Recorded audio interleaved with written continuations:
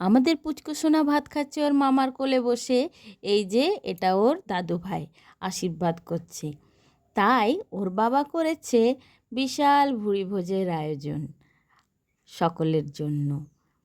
চলে এসছে মেনু, কলা পাতার উপরে দিয়েছে চাটনি, স্যালাড, এই যে পনির সাটে, তারপরে বাসন্তী পোলাও, ইলিশ মাছ, শাক ভাজা, পটল চিংড়ি, কি বলবো, মাশরুম চিলি, আর এটা হচ্ছে দই কাতলা।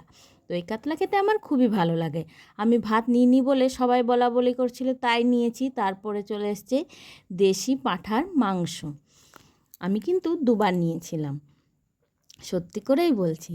তারপর আনারসের প্লাস্টিক চাটনি, ভাপা সন্দেশ, পাঁপড়, পায়েস, এই যে মালাই চমচম। মালাই চমচম আমার খুবই ভালো লাগে। শেষ পাতে ছিল মিষ্টি দই। এটা হচ্ছে পুচকু সোনার মা, আমার ছোট্ট বোন।